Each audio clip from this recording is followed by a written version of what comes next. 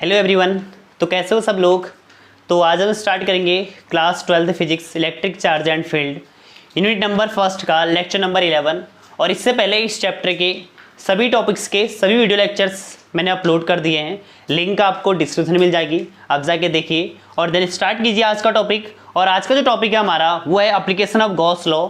और इससे पहले मैंने एप्लीकेशन ऑफ गॉस लॉ का एक वीडियो लेक्चर ऑलरेडी अपलोड कर दिया है, जिसमें मैंने दो एप्लीकेशंस को एक्सप्लेन कर रखा है। एक electric field due to line charge, ठीक है, और सेकंड मैंने करा था कि electric field due to infinite plane sheet, जिसकी जो चार्ज डेंसिटी थी सिग्मा थी।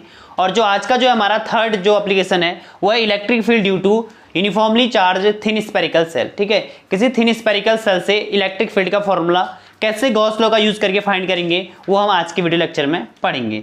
ठीक है, तो सबसे पहले देखिए ये क्या हो गया हमारा, this is our thin spherical cell. Okay, ये थिन स्फेरिकल सेल हो गया। अब इसे ये जो स्फेरिकल सेल है ये यूनिफॉर्मली क्या है, चार्ज्ड है, मतलब यूनिफॉर्मली चार्ज हुआ।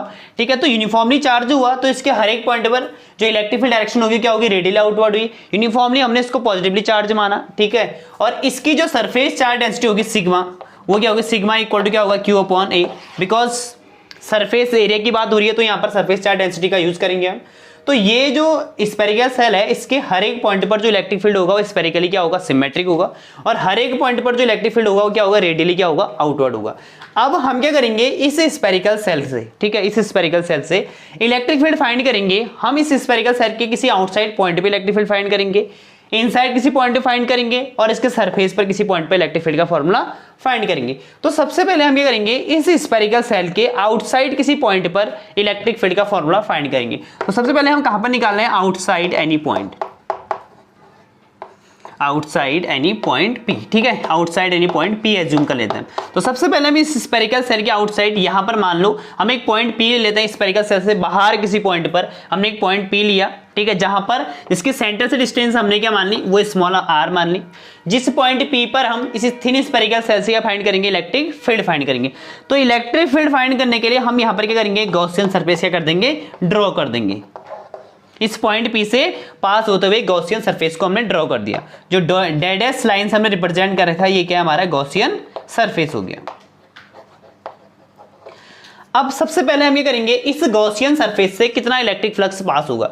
देखिए भाई यहां पर हम एक छोटा सा एरिया एलिमेंट ले लेंगे। ठीक है, इस पूरे गॉसियन सरफेस की एरिया अगर S है तो इस छोटे से एरिया एलिमेंट की डायरेक्शन क्या हो जाएगी, ds, जो कि क्या होगा, रेडियली आउटवर्ड होगा। बिकॉज जो एरिया वेक्टर होता है वो क्या होता है, उसकी डायरेक्शन क्या होती है, एरिया की नॉर्मली आउटवर्ड होती है। ठीक है, तो ये दोनों क्या हो गए, रेडियली आउटवर्ड है। तो यहाँ पर E और ds के बीच का एंगल कितना हो गया, थीटा, 0 डिग्री, सेम डायरेक्शन में। तो सबसे पहले हम निकालेंगे net electric flux, net electric flux passing through, ठीक है, पासिंग थ्रू गॉसियन सरफेस। इस गॉसियन सरफेस से कितना इलेक्ट्रिक फ्लक्स पास होगा। ठीक है, तो इलेक्ट्रिक फ्लक्स का फॉर्मूला क्या होता है, phi equal to E into d s cos theta. तो यही तो होता है electric flux, phi equal to E D s cos of theta. Okay, तो सेम चीज यहां पर भी होगी, फाई इक्वल टू, देखिए सीधे इंटीग्रेशन कर देंगे छोटा सा एलिमेंट का लेके, surface integration of S into E D s cos of 0 degree. Okay, ठीक, तो यहाँ पर cos 0 की वैल्यू क्या होती है, 1। तो जो फाई इक्वल टू हमें मिलेगा वो मिलेगा closed surface S into E D S. Okay, E को बाहर ले लेंगे बिकॉज ई जो है वो हर एक पॉइंट पर क्या होगा, सेम होगा, यूनिफॉर्म होगा। तो फाई ई इक्वल टू क्या हो जाएगा, ई बाहर आएगा तो क्लोज सरफेस ऑफ S, यहाँ पर आ जाएगा ds। अब एक क्लोज सरफेस, ये पूरे ds का मतलब टोटल इंटीग्रेशन क्या होगा क्लोज सरफेस का। तो क्लोज सरफेस क्या हमारा, गॉसियन सरफेस। तो phi E equal to Gaussian surface का जो एरिया होगा, ठीक है, स्फेयर का एरिया जो होता है, देखिए इसकी रेडियस जो पॉइंट डिस्टेंस जो है, रेडियस जो है वो r है। तो यहाँ पर आ जाएगा हमारा e इंटू क्या आ जाएगा, 4 पाई r का square. This is our equation number first. तो ये तो हो गया हमारा इलेक्ट्रिक फ्लक्स पासिंग थ्रू इस गॉसियन सरफेस से कितना इलेक्ट्रिक फ्लक्स पास हुआ, ये आ गया। अब हम क्या करेंगे, गॉस लॉ का यूज करेंगे। नाउ यूजिंग गॉस लॉ, ठीक है, नाउ यूजिंग गॉस लॉ। अब गॉस लॉ का एप्लीकेशन पढ़ रहे हैं तो गॉस लॉ का यूज करेंगे। तो गॉस लॉ क्या होती है हमारी, फाई ई इक्वल टू होता है क्यू अपॉन एप्सिलॉन नॉट। ठीक, तो यहाँ पर जो क्यू है, क्यू की वैल्यू हम यहाँ से पुट करेंगे, Q equal to sigma into A होगा तो वो पुट कर सकते हैं। बट यहाँ पर देखिए हम क्या करेंगे, हम सिग्मा इक्वल टू क्या होगा हमारा, देखिए सिग्मा इक्वल टू है क्यू अपॉन ए। तो यहाँ से Q इक्वल टू क्या होगा हमारे पास सिग्मा इंटू ए, एरिया कितनी है भाई इसकी एरिया है 4 पाई आर का स्क्वायर, ठीक है। तो ये हो गया हमारा इसका Q हो गया। नाउ देखिए अब ये क्वेश्चन नंबर फर्स्ट, ये फर्स्ट हो गई, इसको मानेंगे सेकंड। तो ये क्वेश्चन फर्स्ट और सेकंड से देखो हम कंपेयर करेंगे। फ्रॉम हमने Q की वैल्यू पुट नहीं करी यहाँ पर, ओके, हमने Q को यहाँ पर लिख दिया कि Q हमारा sigma into 4 pi r square होगा इसके लिए। Now from first and second से देखिए दोनों की लेफ्ट हैंड साइड क्या है इक्वल, तो राइट हैंड साइड भी क्या होंगे दोनों के इक्वल होंगे।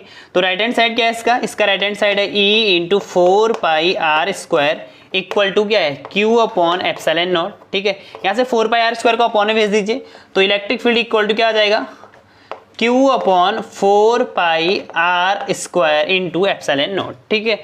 और थोड़ा सा अच्छे से लिखेंगे इसको तो ये लिख सकते हैं E equal to 1 upon 4 pi epsilon naught Q upon r का स्क्वायर। तो ये इलेक्ट्रिक फील्ड हो जाएगा आउटसाइड किसी पॉइंट पर न्यूटन पर कूलम। तो ये स्फेरिकल थिन स्फेरिकल सेल के आउटसाइड किसी पॉइंट पर जो इलेक्ट्रिक फील्ड का फॉर्मूला होगा आर डिस्टेंस पर, ठीक है, स्मॉल आर डिस्टेंस पर, तो E equal to 1 upon 4 pi epsilon naught Q upon r square का फॉर्मूला हो जाएगा। तो सेकंड जो हम निकालेंगे इस थिन स्फेरिकल सेल के सरफेस पर इलेक्ट्रिक फील्ड कितना होगा वो हम फाइंड करेंगे, ठीक है। तो ये हमारा थिन स्फेरिकल सेल हो गया। अभी तक क्या था इससे पहले कि जो पॉइंट P था हमारा वो कहाँ था आउटसाइड द स्फेरिकल सेल था। अब हम क्या करेंगे इस स्फेरिकल सेल के ये जो पॉइंट P होगा ये आउटसाइड ना होकर इस स्फेरिकल सेल के सरफेस पर हो जाएगा, सरफेस पर यहाँ पर किसी पॉइंट पर। तो हम क्या कर लेते हैं कि लेट जो हमारा पॉइंट P है वो कहाँ पर है यहाँ पर इसके सरफेस P पर। तो देखिए भाई सरफेस के लिए जो स्मॉल r था, जो स्मॉल r हो जाएगा हमारा वो भी किसके बराबर हो जाएगा कैपिटल R के बराबर हो जाएगा, ठीक है। तो एट द सरफेस के लिए क्या हो जाएगा स्मॉल r क्या हो जाएगा कैपिटल R के बराबर हो जाएगा, बिकॉज जो स्मॉल r था अभी तक बाहर था पॉइंट, जैसे ही हमने सरफेस की बात करी तो वो कहां पर हो जाएगा उसके सरफेस पर, उसके लिए स्मॉल r इक्वल टू क्या हो जाएगा कैपिटल R। तो हम पहले वाले फॉर्मूले में क्या रख देंगे इलेक्ट्रिक फील्ड इक्वल टू क्या हो जाएगा 1 upon 4 pi epsilon naught Q upon उसमें था हमारा R square small r square, तो यहाँ पर क्या हो जाएगा कैपिटल R का स्क्वायर। तो ये हो गया हमारा कहां पर इसके सरफेस पर, इतना न्यूटन पर कूलम का इलेक्ट्रिक फील्ड होगा। नाउ जो सेकंड हम पढ़ेंगे थर्ड वन जो हम पढ़ेंगे, नाउ जो थर्ड वन हम पढ़ेंगे at any point inside, ठीक है, inside the cell, इस स्फेरिकल सेल के इनसाइड किसी पॉइंट पर। भाई इनसाइड का मतलब क्या हुआ, इनसाइड का मतलब अब जो हमारा स्मॉल r हो जाएगा वो लेस देन हो जाएगा कैपिटल R के, ठीक है। तो इनसाइड का मतलब क्या हो गया, लेट हम क्या मान लेते हैं इनसाइड इस पॉइंट पर, यहाँ पर हम क्या मान लेते हैं कोई पॉइंट P मान लेते हैं, और ये अंदर जो हमें ड्रॉ करा ये क्या हो गया हमारा गॉसियन सरफेस हो गया, this is our Gaussian surface. तो देखिए इनसाइड जो थिन स्फेरिकल सेल होता है उसका सारा चार्ज जो होता है उसके आउटर सरफेस पर हुआ, तो इनसाइड क्या होगा सिंस जो Q इनसाइड है, देखिए भाई जो Q इनसाइड है वो क्या हुआ जीरो, सिंस स्फेरिकल सेल के अंदर जो ये गॉसियन सरफेस है हमारा, इस गॉसियन सरफेस के अंदर कोई भी चार्ज क्या इनक्लोज नहीं है, तो Q इनसाइड जो है हमारा स्फेरिकल सेल के इनसाइड जो चार्ज है वो क्या है जीरो है। तो इसका मतलब इलेक्ट्रिक फील्ड भी जो होगा every point of the spherical shell, इस स्फेरिकल सेल के इनसाइड किसी भी पॉइंट पे इलेक्ट्रिक फील्ड भी क्या होगा जीरो होगा, बिकॉज अगर Q इनसाइड जीरो है तो इलेक्ट्रिक फील्ड भी क्या होगा जीरो हो गया, ओके। तो नेक्स्ट हम क्या करेंगे, जो हमने थिन स्फेरिकल सेल के तीनों केस में जो इलेक्ट्रिक फील्ड का फॉर्मूला फाइंड करा, अब हम क्या करेंगे उसके लिए electric field E versus R का ग्राफ ड्रॉ करेंगे, किसके लिए थिन स्फेरिकल सेल के लिए, ठीक है। ये ग्राफ काफी इंपॉर्टेंट है। तो सबसे पहले हमने क्या देखा, जब हमने फर्स्ट केस में हमने कहा निकाला था electric field outside any point निकाला था, electric field outside any point spherical shell के आउटसाइड, ठीक है। जब हमने किसी पॉइंट पे निकाला था तो आउटसाइड का मतलब क्या होगा स्मॉल r ग्रेटर देन होगा रेडियस ऑफ स्फेरिकल सेल से आउटसाइड के लिए, क्योंकि ये हमारा स्फेरिकल सेल था, ठीक है, ये स्फेरिकल सेल हो गया, ओके। यहाँ तक की जो हमारी जो डिस्टेंस थी वो रेडियस थी वो r थी। तो बाहर के लिए क्या था हमारा, जब पॉइंट P बाहर था तो ये हमारा पॉइंट P हो गया, तो यहाँ से यहाँ तक की डिस्टेंस क्या थी स्मॉल r थी। तो जब आउटसाइड कोई पॉइंट होगा तो उसके लिए स्मॉल r ग्रेटर देन था कैपिटल R। उस केस में इलेक्ट्रिक फील्ड का फॉर्मूला क्या आया था, वो आया था 1 upon 4 pi epsilon naught Q upon R का स्क्वायर। ये आउटसाइड किसी पॉइंट के लिए हो गया, ठीक है। सेकंड हमने कहाँ निकाला था, एट सरफेस पर, स्फेरिकल सेल के सरफेस पर निकाला था। तो सरफेस के लिए क्या हो जाएगा, ये जो पॉइंट P है अब यहाँ पर ना होगी, कहाँ आ जाएगा इधर पे आ जाएगा। तो इसके लिए जो स्मॉल r हो जाएगा इसके बराबर हो जाएगा, स्मॉल r क्या हो जाएगा कैपिटल R के बराबर हो जाएगा, क्योंकि जैसे ये पॉइंट P यहाँ पर था अब ये पॉइंट कहाँ आ गया सरफेस पर, तो ये r डिस्टेंसेस के इक्वल हो जाएगा। तो स्मॉल r इक्वल टू क्या हो जाएगा कैपिटल R। तो इलेक्ट्रिक फील्ड क्या हो जाएगा 1 upon 4 pi epsilon naught Q upon R का स्क्वायर, ठीक है। और इसके सरफेस पे जो इलेक्ट्रिक फील्ड रहेगा वो क्या रहेगा यूनिफॉर्म रहेगा। थर्ड केस हमने निकाला था इनसाइड, इनसाइड एनी पॉइंट पर, तो हमने इनसाइड के लिए कोई पॉइंट यहाँ लिया था, ठीक है, इनसाइड पॉइंट ये था हमारा P, इधर पे हमने इनसाइड पे एक पॉइंट लिया था P। तो इनसाइड पॉइंट के लिए क्या होगा भाई, जब देखिए इनसाइड के लिए स्मॉल r क्या हो जाएगा, छोटा हो जाएगा कैपिटल R से, तो स्मॉल r क्या हो जाएगा, लेस देन हो जाएगा किससे, कैपिटल R से। तो इस केस में इनसाइड जो इलेक्ट्रिक फील्ड क्या था स्फेरिकल सेल की, वो क्या था, जीरो, बिकॉज इनसाइड कोई चार्ज था ही नहीं, तो इलेक्ट्रिक फील्ड भी क्या होगा, जीरो होगा ना। अगर ग्राफ प्लॉट करेंगे, देखिए हम ग्राफ प्लॉट करते हैं, दिस इज अवर, इधर को E हो गया, ठीक है, इलेक्ट्रिक फील्ड E, और वर्सेस R का ग्राफ ड्रॉ करेंगे, ठीक है, ये हमारा थिन स्फेरिकल सेल हो गया, ठीक, तो ये थिन स्फेरिकल सेल हो गया, ये सेंटर पॉइंट क्या हो गया, R, ठीक। तो देखिए ये स्फेरिकल सेल हो गया, स्फेरिकल सेल के सरफेस तक इनसाइड किसी भी पॉइंट पर, देखिए इनसाइड का पॉइंट ये हो गया ना, तो इनसाइड के लिए क्या हुआ, स्मॉल r लेस देन हुआ कैपिटल R, तो इनसाइड किसी भी पॉइंट पर इलेक्ट्रिक फील्ड क्या है हमारा, देखिए स्मॉल r जब लेस देन है कैपिटल R से, तो हर एक पॉइंट पर इलेक्ट्रिक फील्ड क्या है हमारा, जीरो है।